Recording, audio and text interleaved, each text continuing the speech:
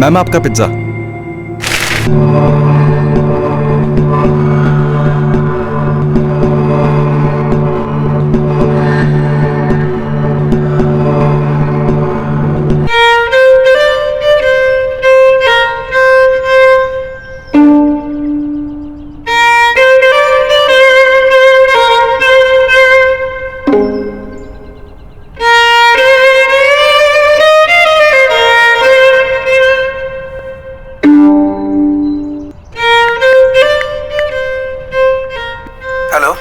Hello, good morning sir. Good morning. कौन? Sir मैं नैना मोरे बोल रही हूँ चित्रवाड़ी से। हाँ बोलिए। मैंने वो न्यूज़पेपर में आपका ऐड देखा रिसेप्शनिस्ट की जॉब के लिए। सर मुझे लगता है कि मैं इस पोस्ट के लिए परफेक्ट रहूंगी। सर मैं इंटरव्यू के लिए आना चाह रही थी। आई बाबा, आई बाबा, एक गुड न्यूज़ है। क्या? समझो मुझे जॉब मिल गई, बस वो इंटरव्यू की कुछ फॉर्मेलिटी बाकी है। अरे वाह, पर कुठे? आई एक ट्रेडिंग कंपनी है, मुझे वहाँ इंटरव्यू के लिए बुलाया है। पर अच्छी बात तो ये है आई कि आधी बात तो फोन पर ही हो गई। अरे वाह। हाँ बाबा, और आपको पता है मेरी इंग्लिश ने अच्छा इंप्रेशन जमाया और मुझे वहाँ पे ये बोला गया है कि अभी 10,000 रुपए महीने से शुरुआत करेंगे और अगर आगे काम अच्छा रहा तो सैलरी और बढ़ा देंगे। अरे वाह, ये तो और भी अच्छी बात है बेटा। चला देवच पावला। चल चल पापा के सामने माथा टेक ले और उनको धन्यवाद बोल। मंदार भाऊ, दरवाजा खुल गया। हो गई आपकी बेल, आ जाइए।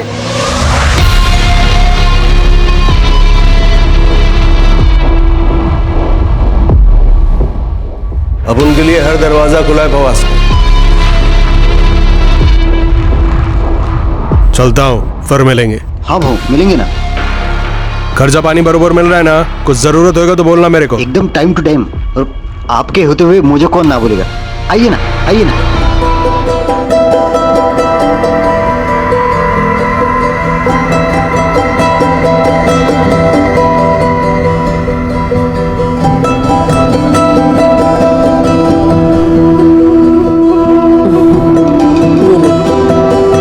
ठीक से करना। ध्यान से जाना बेटे। शाबाश। बाय बाबा। बाय आई।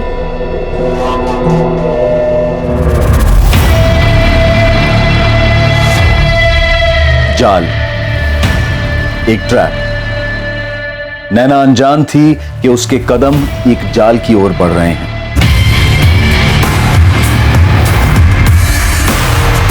रिसेप्शनिस्ट की जॉब के लिए दिया गया एक साधारण सा विज्ञापन, उसमें ना तो कोई खतरा था और ना ही कोई शक की गुंजाइश। फिर नैना मोरे ये कैसे जान पाती कि उसके कदम खतरे की ओर बढ़ रहे हैं? वो सोच भी नहीं सकती थी कि उसके लिए वहां कोई जाल बिछा होगा।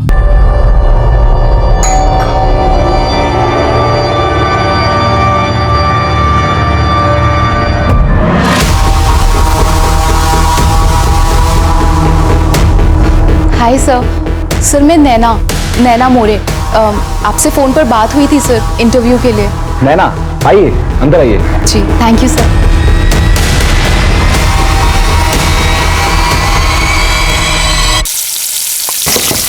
आई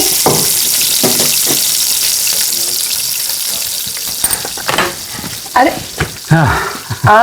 मुझे लगा नैना आई होगी। क्यों, नैना लौटी नहीं अभी तक? नहीं ना, 7:30 बजून गेले, अभी तक आई नहीं। उसका फोन भी बंद है। क्यों? फोन क्यों बंद आ रहा है? आपण ज्या ग्राहकाला कॉल करत आहात ते सध्या बंद आहे।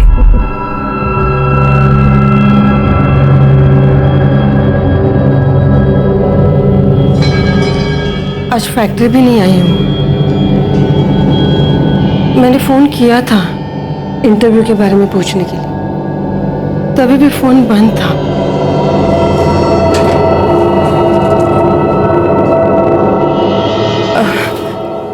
कोई ट्रेडिंग कंपनी बोल रही थी वो। Trading company? हाँ, ये है ट्रेडिंग कंपनी, यही होगा शायद। हाँ, सागर गोखले का नंबर दिया हुआ है। तो फोन करके देखिए ना इस नंबर पर। आपण ज्या ग्राहकाला कॉल करत आहात ते सध्या बंद आहे। ये नंबर तो बंद आ रहा है। अरे देवा, ठीक से याद है, तुमने यही बताया था। नाम तो नहीं बताया था, बस बोल रही थी ट्रेडिंग कंपनी है। नंबर तो स्विच ऑफ आ रहा है और इस न्यूज़पेपर में ट्रेडिंग कंपनी में रिसेप्शनिस्ट की कोई दूसरी ऐड भी नहीं है। आपने उसके दोस्तों से बात की? उनके साथ तो नहीं है? हाँ साहब, मैंने पूछ लिया था, पर साहब मेरी बेटी ऐसे बिना बताए कहीं नहीं जाती। रात को तो बिल्कुल नहीं। अभी तो उसके एग्जाम खत्म हुए हैं, कॉलेज का आखिरी साल है, रिजल्ट आने वाला है अभी। जॉब के लिए पहली बार गई थी? नहीं, वो मेरे ही फैक्ट्री में पार्ट टाइम वो हिसाब किताब का काम करती है। मैंने ही उसको बोला था कि तू कोई फुल टाइम काम ढूंढ ले करके। तो आपकी फैक्ट्री आई थी वो आज? इंटरव्यू के बाद तो उसे फैक्ट्री ही आना था, लेकिन आई नहीं वो। मैंने दोपहर में भी फोन किया था, लेकिन उसका फोन बंद आ रहा था। मुझे लगा वो बैटरी खत्म हो गई होगी। साहब ऐसा कभी वो करती नहीं है। हाँ, और इतनी देर रात तक तो कभी बाहर नहीं रही साहब। कुछ बताया उसने इंटरव्यू के लिए कहाँ जा रही है? नहीं, सिर्फ इतना बताया था कि उसकी बात हो गई है, उसको 10,000 पगार मिलेगी, क्योंकि उसकी अंग्रेजी अच्छी है ना, इसके लिए।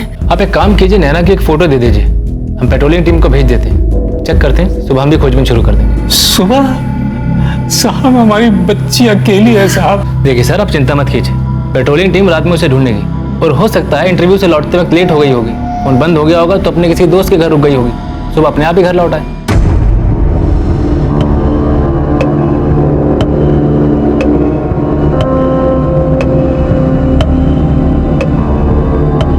पण ज्या ग्राहकाला कॉल करत आहात ते सध्या बंद आहे। फोन अभी भी बंद है। कहाँ रह गई नैना?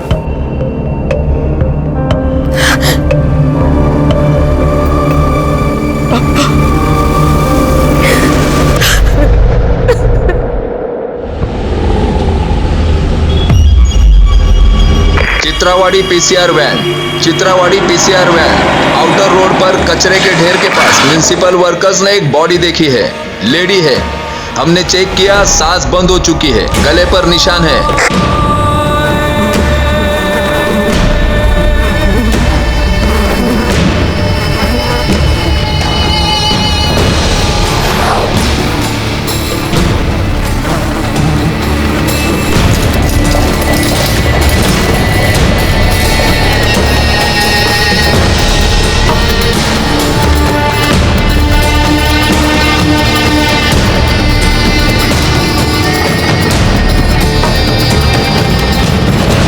सर, कल के इस पूरे न्यूज़पेपर में रिसेप्शनिस्ट के जॉब के लिए दूसरा कोई ऐड ही नहीं है। नैना इसी जॉब के लिए गई होगी। कल गई और आज मर गई। ऐड में तो बेसिक इन्फॉर्मेशन भी नहीं है, एड्रेस तक नहीं है। जी सर, और नंबर भी स्विच ऑफ आ रहा है। एक नाम है सागर गोखले, ना कंपनी का नाम है, ना एड्रेस है, ना कुछ है। ट्रेडिंग कंपनी है। पुणे प्रभात। दिलीप, पुणे प्रभात के ऑफिस में फोन करके पूछना ये ऐड कहां से आया था और किसने दिया था। Civil hospital? क्या हुआ नैना को साहब?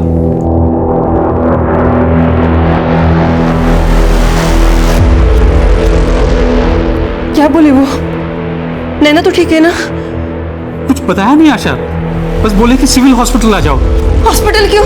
पता नहीं, वो वही जाके मालूम पड़ेगा।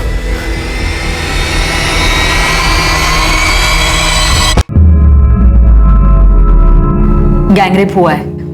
गैंगरेप? एक से ज्यादा लोग शामिल थे। सर, ये मेरे सारे सर्टिफिकेट्स हैं, 10th और 12th की मार्कशीट के साथ फर्स्ट ईयर और सेकेंड ईयर की भी मार्कशीट्स हैं, और सर थर्ड ईयर का रिजल्ट आते ही मैं वो भी आपको दे दूंगी। Good, thank you sir. हमें ब्लड से क्लोरोफॉर्म के ट्रेसेस मिले।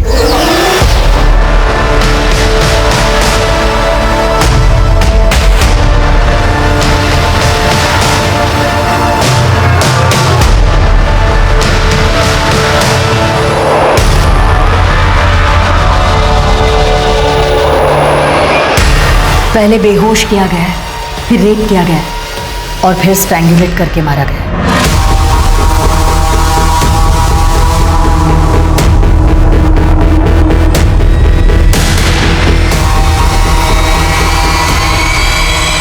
विक्टिम की बॉडी जहां हमें मिली थी वहीं पर उसका सामान भी मिला था, उसकी बैग, फोल्डर, सब कुछ।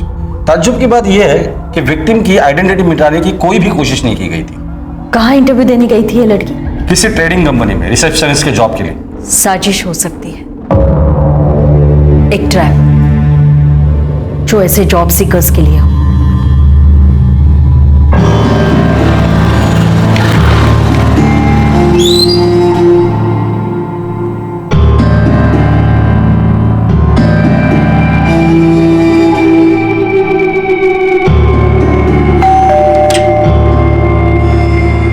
मैम आपका पिज्जा।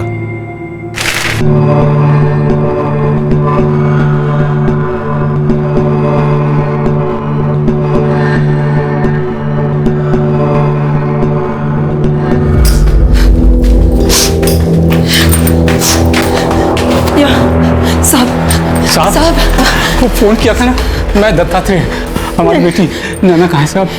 नैना ठीक तो है ना? आशा जी, दत्तात्रेय जी, आज सुबह मोइनबाड़ी में कचरे के ढेर से हमें एक बॉडी मिली है। हमें लगता है वो नैना की है। आप एक बार आइडेंटिफाई कर लीजिए।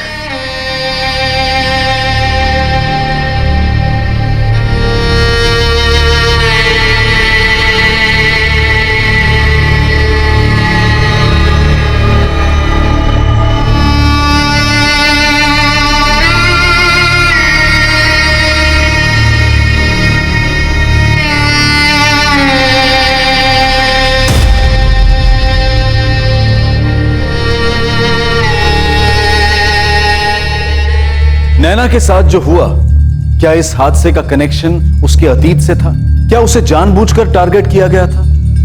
क्या अतीत का कोई साया था जिसे नैना ने तो पीछे छोड़ दिया था, लेकिन उसने अब तक नैना का पीछा नहीं छोड़ा था? क्या ऐसा मुमकिन था कि अतीत का वो साया नैना तक नौकरी के उस विज्ञापन के जरिए पहुंचा हो? या फिर उसका ट्रैप में फंसना महज एक इत्तेफाक था और यह हादसा किसी के साथ भी हो सकता था? सर एक्चुअली मैं बीकॉम थर्ड ईयर के रिजल्ट्स का वेट कर रही थी और आज ही मैंने ये न्यूज़पेपर में ऐड देखा। And sir I am also good in English. ये तो अच्छी बात है। आप एड्रेस लिख लीजिए। इंटरव्यू कल सुबह 9:30 बजे होगा। आप में वो कॉन्फिडेंस तो है जो हम ढूंढ रहे हैं, लेकिन फिर भी इंटरव्यू देना होगा। Sure sir, sure. मैं पहुंच जाऊंगी सर। 1 जून को पुणे प्रभात में रिसेप्शनिस्ट वाला जॉब। हाँ सर, याद है मुझे। वो ऐड मैंने ही लिया था। ऐड किसने दिया था? क्लाइंट था सर एक। सर यहाँ बिल बुक में उसके एड्स के पूरे डिटेल्स है और मेरे रजिस्टर में उस आदमी के सारे डिटेल्स है। गणेश पाटकर नाम है सर उसका। 31 मई को उसने ऐड दिया था अगले दिन के लिए, 4 सेंटीमीटर बाय 8 सेंटीमीटर कॉलम के लिए, और बिल हुआ था 450 रुपए का। इस गणेश पाटकर की जो भी डिटेल्स तुम्हारे पास है मुझे सब चाहिए। हाँ मिल जाएगी ना सर। यहाँ उसका नंबर भी मौजूद है और हमारे ऑफिस में सीसीटीवी भी लगा है। बिल बुक की कॉपी और सीसीटीवी फुटेज दोनों पुलिस स्टेशन भेज दें। ध्यान से देखो अतुल, सागर गोखले के नाम से होगा, प्रीपेड सिम है। जी साहब, ढूंढ रहा हूँ। मिल गया सर। सर सब कुछ सागर गोखले के नाम से।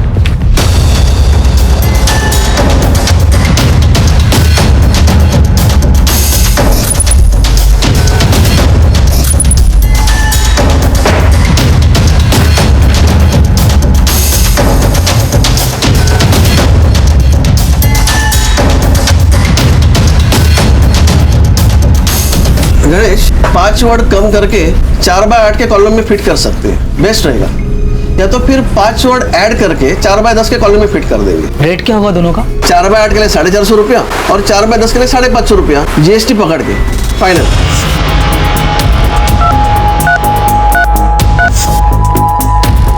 आपण ज्या ग्राहकाला कॉल करत आहात ते सध्या बंद आहे। बैकवर्ड, इस सागर गोखले का एड्रेस मजेतिया चौक का है। ड्राइविंग लाइसेंस, सिम दोनों में एक ही पता है। तुरंत जाओ, उठाकर लेकर आओ इस सागर गोखले को। Yes sir.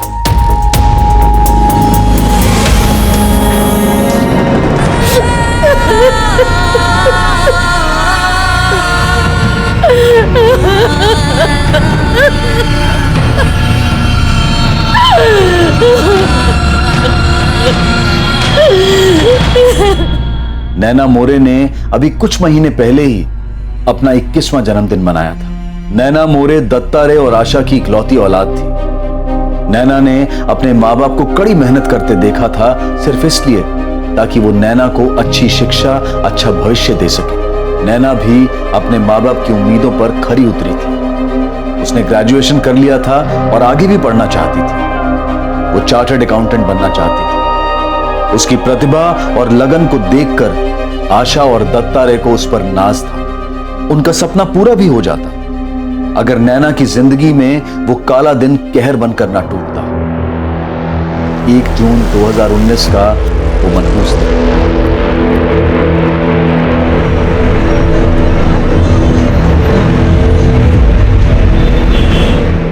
ये सागर गोखले है।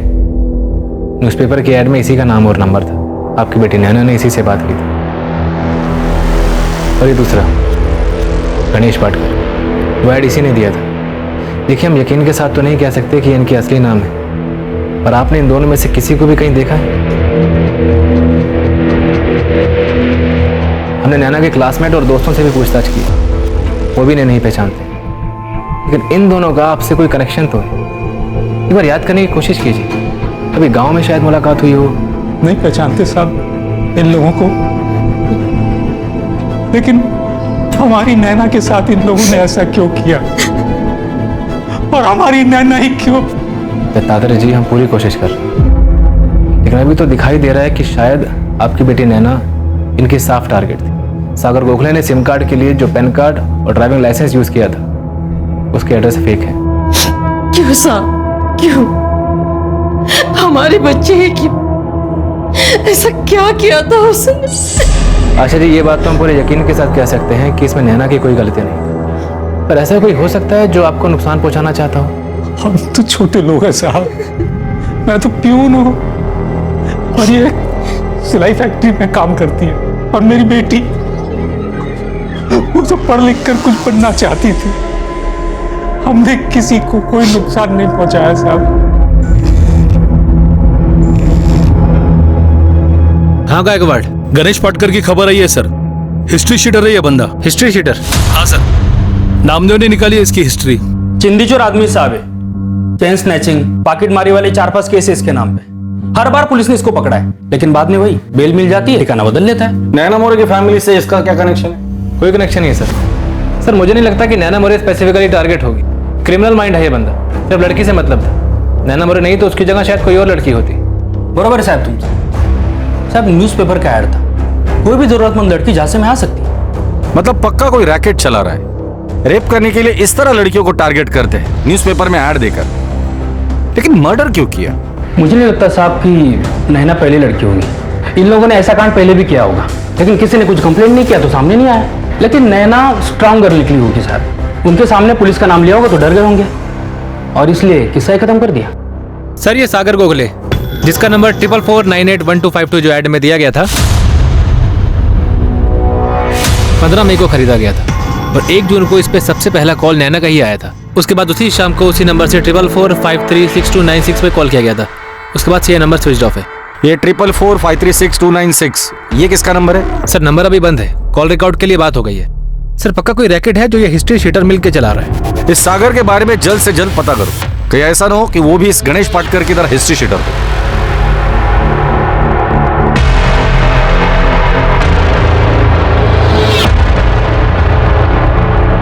ट्रिपल 4536296 ये वो दूसरा नंबर था जिस पर सागर गोखले ने 1 जून 2019 की शाम को फोन किया था, और उसी रात नैना का रेप और मर्डर हुआ। क्या यह नंबर अब इस केस को सॉल्व करने की दिशा में एक अहम कड़ी साबित होने वाला था?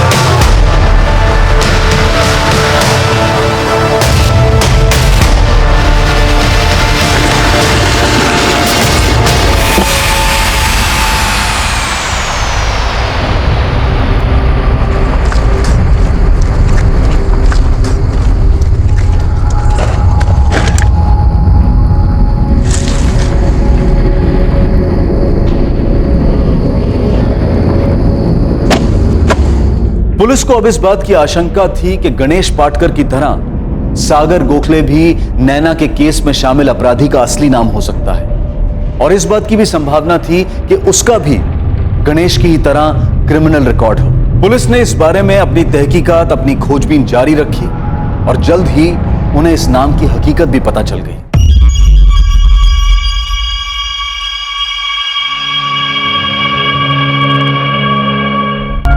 सर, ये मंदार गोखले, सिटी पुलिस ने कई बार पकड़ा है इसे।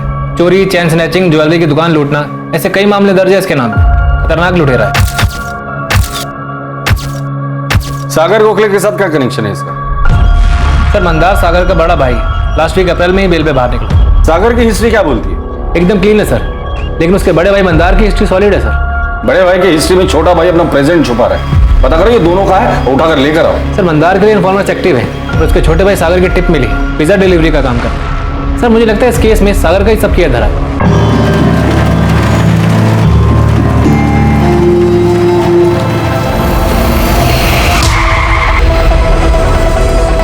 हेलमेट उतार। सागर गोखले। हाँ साहब, सलाम। 1 जून वाली लड़की याद है या भूल गया? कौन लड़की साहब? नैना मोरे, याद आया? कौन नैना मोरे साहब? भला इसी में कि मंदार को हमारे सामने ले आओ। काय साहब, वो यहाँ कहाँ आया है? बेल मिलने के बाद मैंने उसकी शक्ल तक नहीं देखी। और देखेगी भी नहीं। अगर हमारे हाथ लगे तो सीधा ऊपर चला जाएगा। और तेरा दूसरा बेटा सागर है हमारे पास। क्या बोलता है काय साहब?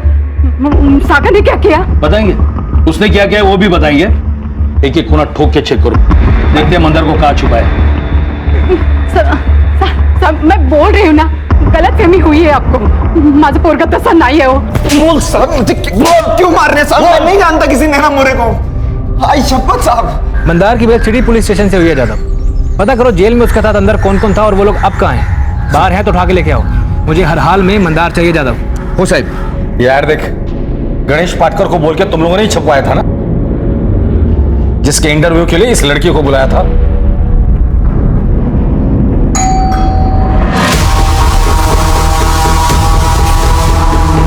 यस सर, मैं नैना मोरे। सर, आपसे फोन पर बात हुई थी इंटरव्यू के लिए। ओह यस, नैना आइए, अंदर आइए, कम ऑन इन। जी, थैंक यू सर। आइए। तेरे साथ दूसरा आदमी कौन था? गणेश पाटकर या तेरा बड़ा भाई मंदार? साहब, कौन दूसरा आदमी? कहां पर? तू बता कहां पर? नैना का रेप और मर्डर तुम दोनों ने कहां किया था?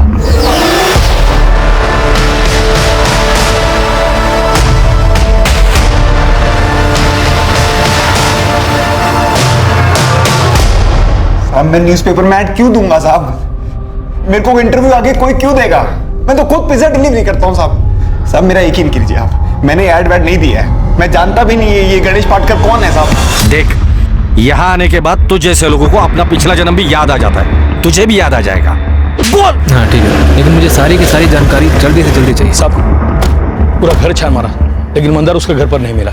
और अरेस्ट के वक्त सिटी पुलिस को उसका जो मोबाइल मिला था वो भी स्विच ऑफ है। पता नहीं किस बिल में जाके छिप गया है वो। एक बार उस बिल का पता करो कि उस आदमी को ढूंढो जो उस बिल तक पहुंचा सकता है। पुलिस ने अगले 4 दिनों तक सागर से पूछताछ की और इस बीच वो मंदार को ढूंढने की पूरी कोशिश करते रहे, लेकिन सागर अपने बयान से टस से मस नहीं हो रहा था। उसका यही कहना था कि वो किसी नैना मोरे को नहीं जानता। सागर, पोरा इकडे ये। आई। सागर, सच सच बता, ये पुलिस वाले क्या बोल रहे हैं? क्या तूने सब किया है? नहीं आई, मुझे तो पता भी नहीं लोगों ने क्यों पकड़ा मेरे को। मैंने कुछ भी नहीं किया आई, मैं कुछ भी नहीं जानता हूँ। क्या ये मंदार का किया हुआ है? वो तुझे फंसा रहा है? पता नहीं आई, मंदार दादा ऐसा क्यों करेगा कि पुलिस से मेरे को फंसा रही है? किसी और ने किया, इसके टॉपते मेरे नाम पे फाड़ रही है। तुम्हारे दोनों बेटे शामिल है। उस मासूम लड़की को फंसाया, रेप किया और मर्डर किया। और तुम कह रही हो कि हम फंसा रहे तुम्हारे बच्चों को?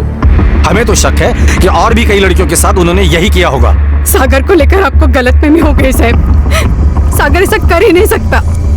मंदार के बारे में कुछ नहीं कह सकती, पर मैं कर सकते। ठीक है, मंदार को भेज दो, हम सागर को छोड़ देंगे। कुठून शोधून मी साहब त्याला? जब से बेल हुई है वो घर आया तक नहीं, मुझे उसकी खबर तक नहीं है साहब।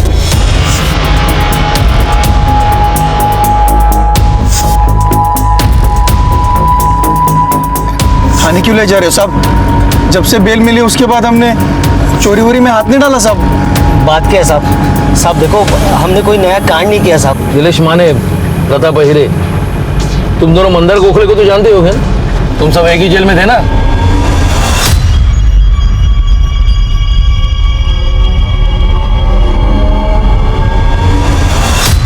हम जानते हैं तुम दोनों उसके साथ एक ही सेल में थे और 28 अप्रैल को वो तुम दोनों से पहले बेल पर बाहर निकल आया था।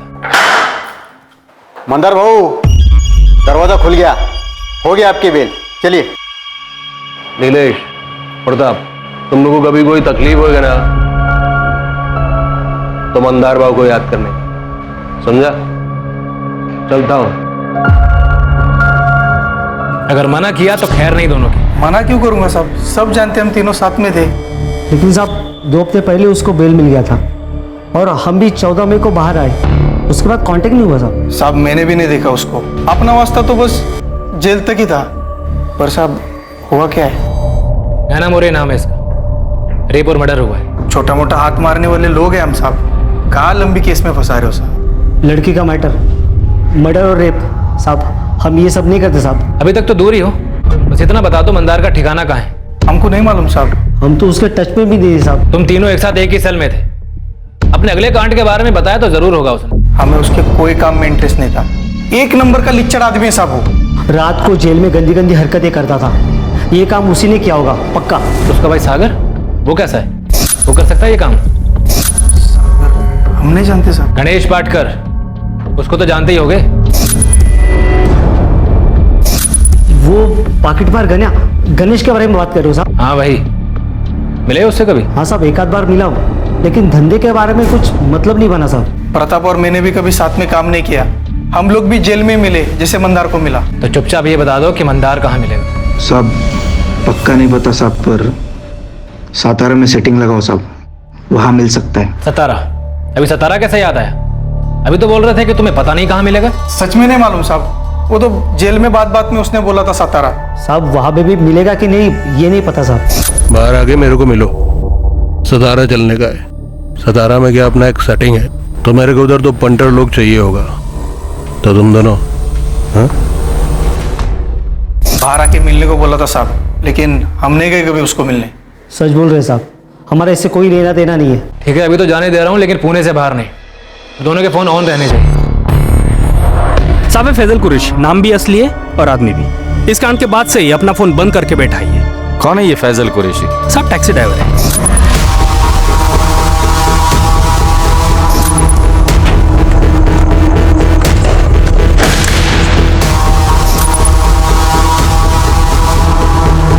साहब वो ऐड वाले नंबर से सागर गोखले ने जो लास्ट कॉल किया था ना, वो फैजल को किया था।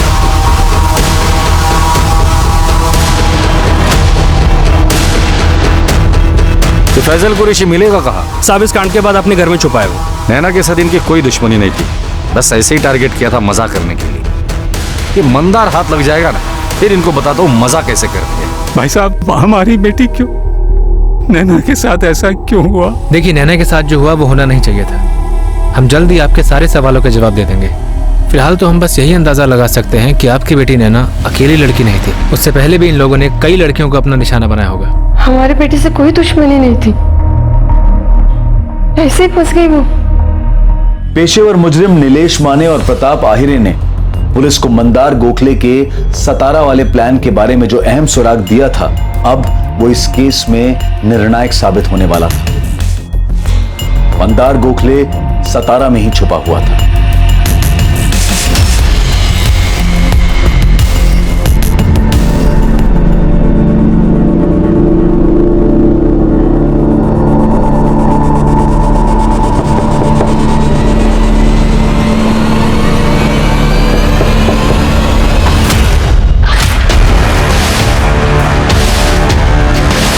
हालांकि मंदार के पुलिस की गिरफ्त में आने से पहले भी इस बात के पुख्ता सबूत थे कि नैना मोरे के केस में मंदार और उसका छोटा भाई सागर दोनों शामिल हैं।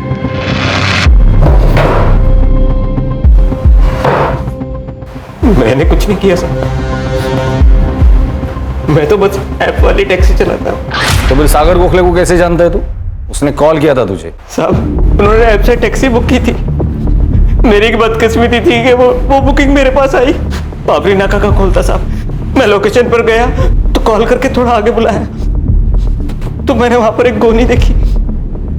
मैं तभी समझ गया साहब के कुछ गड़बड़ है।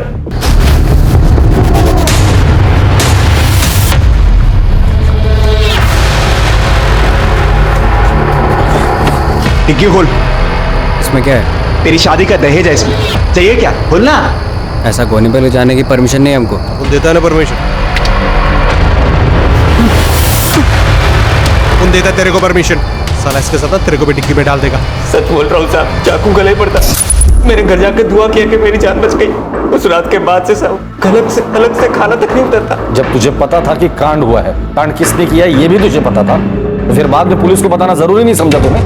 डर गया था साहब, डर से कुछ समझ में ही नहीं आया, दिमाग ही काम करना बंद कर दिया था साहब। वो आदमी ये था? नहीं साहब। ये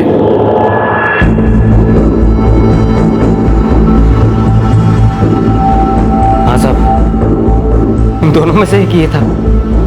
तो दूसरा यही होगा।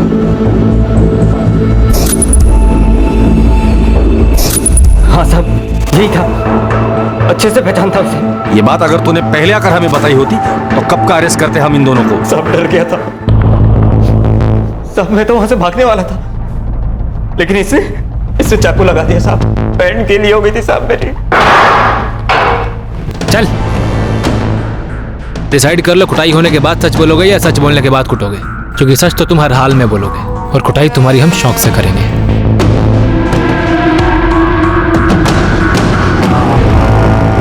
क्या किया तूने सागर? मैंने? मंदार ये बता तूने क्या किया? मुझे क्यों फंसा रहा सब में तू? मैंने तुझे फंसाया? हाँ तूने फंसाया मेरे को। हेड़ा हो गया क्या? मैं तुझे क्यों फंसाऊंगा मेरे भाई? भाई मत बोल, तब भी तेरे से नफरत नहीं की मैंने, और तू फंसा रहा है मेरे को, फंसा रहा है मेरे को साले। क्यों? शर्म नहीं आई तेरे को मेरे को फंसाते हुए? साले तूने कुछ किया होगा और अब सब मेरे हिस्से में डाल रहा है। मैंने कुछ किया है? साले तेरी वजह से प्रॉब्लम होती है, तेरी वजह से प्रॉब्लम होती है हर बार। तुझे पता है मैं कैसा हूँ, तुझे पता है मैं कितना सुधरा हूँ। सच बोल, क्या किया तूने? मैंने कुछ नहीं किया, सच बोल। सब तेरी वजह से हुआ। सागर मेरी बात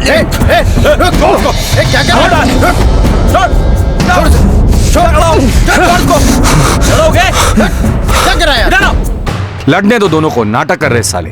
जब ये लड़कर शांत हो जाएंगे ना तो गायकवाड़ और जादव को बोल देना शुरू हो जाए, अच्छे से टुकाई करना इन्हें। इनसे तो सुबह ही बात करेंगे। Okay sir.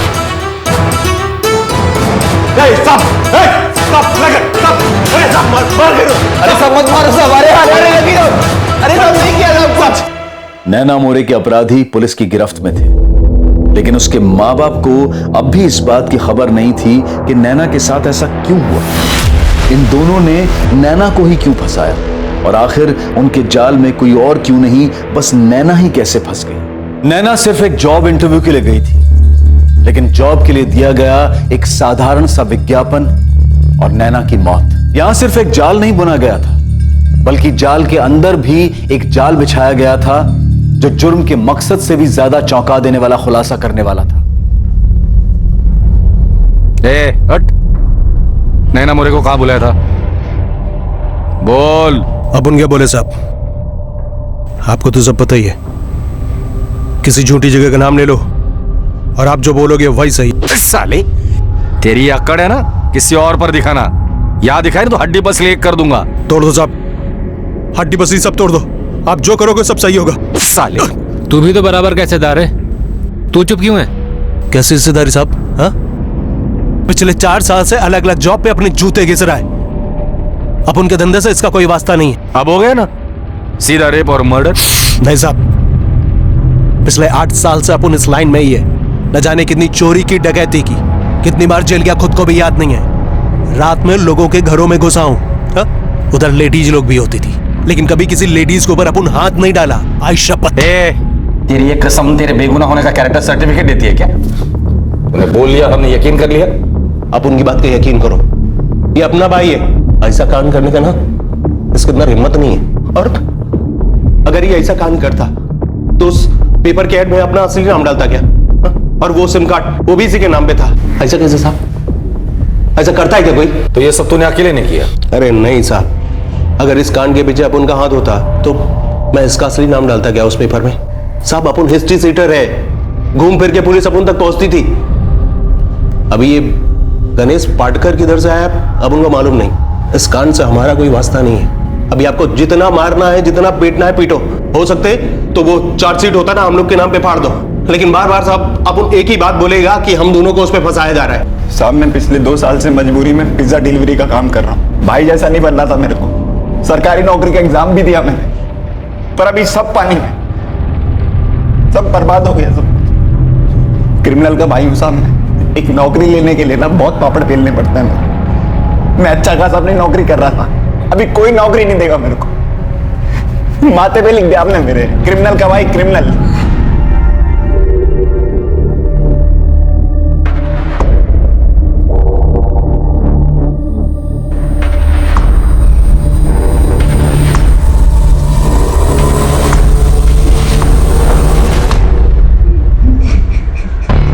सर मुझे लगता है ये मंदार जो बोल रहा है बात तो सही है। ऐसा क्रिमिनल माइंड सब कुछ अपने असली नाम से क्यों करेगा? ये सब प्लान होता है दिलीप। पहले खुद का असली फोटो और नाम इस्तेमाल करो और पकड़े जाने पर उसी बात का रोना रो लो कोई हमें फंसा रहा है।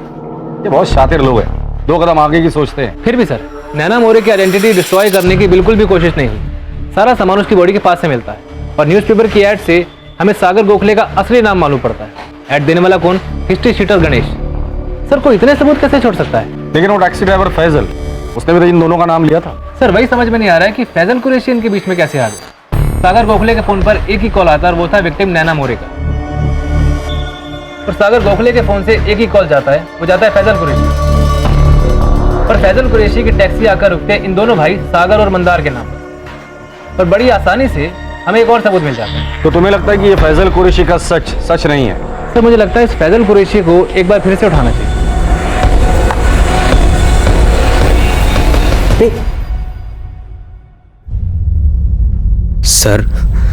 सर बताएंगे कुछ? मुझे फिर से क्यों बुलाया? मैंने तो सब बता दिया था सर। फैजल जो 2 लोगों के नाम तूने बताए थे, मंदार गोखले और सागर गोखले ही थे। तुम्हें सिर्फ सच बोलना है, जो तुमने पहले भी बोला था वही सच दोबारा से बोल। चाय पी और निकल जा। पर अगर झूठ बोला मतलब अगर पहले भी कभी बोला होगा तो फिर वो हाल। चाय पी। अरे बाबा पी ले, कुछ मिलाया नहीं है उसमें। वैसे वो 2 लोग मंदार और सागर ही थे ना? इस बार नाम बदल गए हैं। नाखून मत कर फैजल, वो हम खींच के निकालेंगे। गलती हो गई साहब, गलती हो गई, मुझे माफ कर दो साहब। मैं वो 2 लोग मंदार और सागर नहीं थे। नहीं साहब, मुझे बस बोला गया था ऐसा बोलने के लिए। ध्यान से देख और इसको अपनी खोपड़ी में डाल। ये मंदार है और ये उसका छोटा भाई सागर, ये भी साथ में था। नाम और शक्ल याद रहेगी ना? और पुलिस भी तुझे यही फोटो दिखाएगी। और ये 2 लोग कौन थे?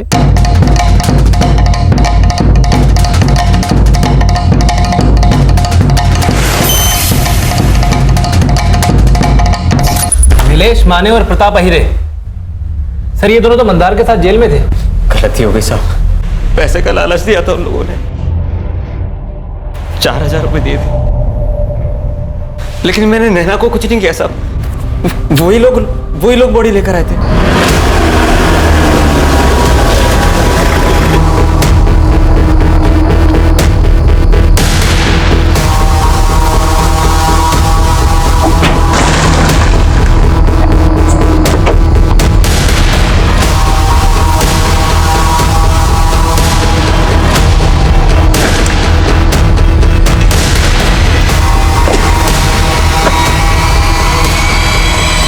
इन दोनों ने मंदार और सागर को क्यों फंसाया? वो मैं नहीं जानता साहब, मुझे बस 4000 रुपए दिए, फिर मेरे नंबर पर कॉल किया।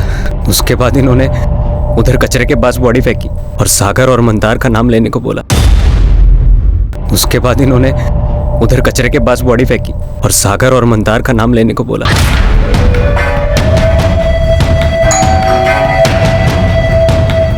यस सर मैं नैना मौर्य, आपसे फोन पर बात हुई थी सर। हाँ है ना, या प्लीज कम इन।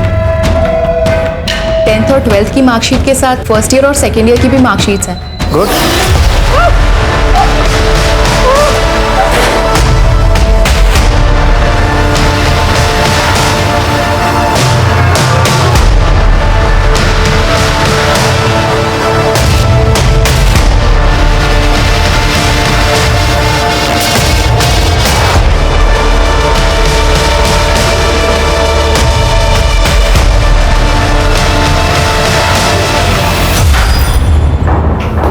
नमस्ते साहब। नमस्ते साहब।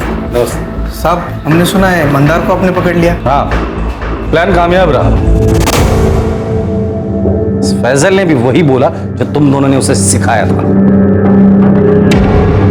और यहीं पर प्लान गड़बड़ा गया।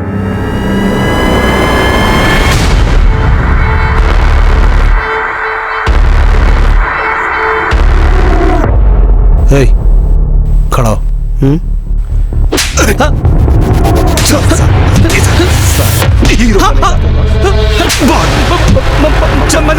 मंदार छोड़ दे उसे।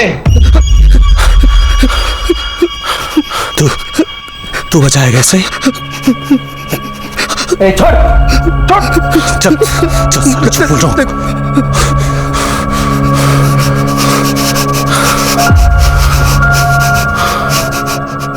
हीरो समझता है अपने आप को? हीरो नहीं, लेकिन ये सही नहीं है मंदार। अब तेरे को दिखाता हूं सही क्या है और गलत क्या है।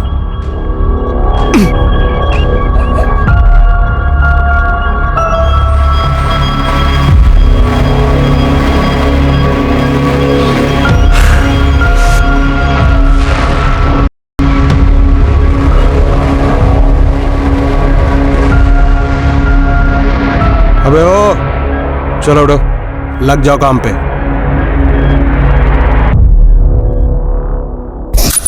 उसने जो हमसे करवाया ना साहब, वो बस हम ही जानते हैं। वो करता था वो अलग, और पुलिस भी हमारी बात नहीं सुनती थी साहब।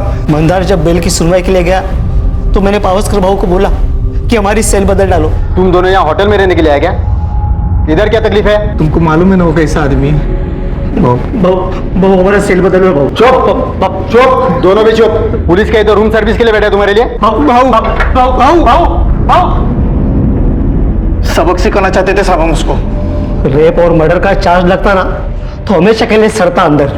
इस केस में अंदर जाते तो दोनों भाइयों की अक्ल ठिकाने आती साहब। नीलेश और प्रताप, इतना सब कुछ किस लिए किया? सिर्फ मंदार को सबक सिखाने के लिए?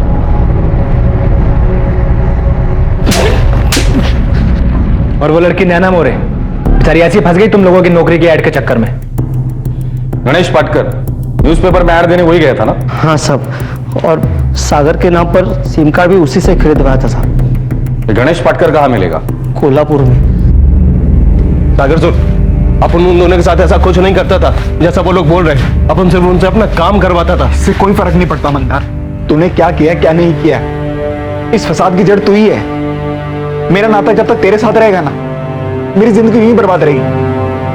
अब और नहीं, मैं नहीं चाहता कोई मेरे को क्रिमिनल के भाई के रिश्ते से पहचाने।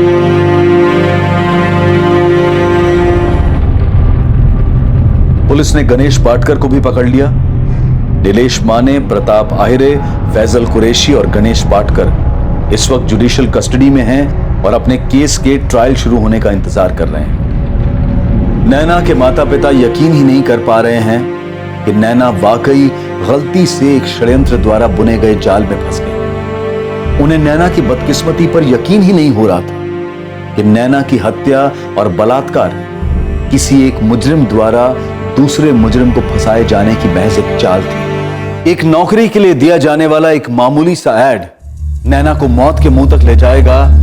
नैना मोरे इसका अंदाजा लगा ही नहीं सकती थी। लेकिन आम लोग ऐसे ही होते हैं और शातिर और क्रिमिनल दिमाग के लोग इन्हीं बातों का फायदा उठाते हैं। जैसे कि वो जगह जहां नैना को इंटरव्यू के लिए बुलाया गया, वो जगह जहां यह दुर्घटना हुई, वो जगह ऑफिस जैसी बिल्कुल नहीं थी। वो तो एक आम सा कमरा था। वो कमरा नीलेश और प्रताप ने किराए पर लिया था। उन्होंने ये कमरा खास तौर पर मंदार और उसके भाई को फंसाने के लिए लिया था, जिसमें वो कामयाब भी हुए।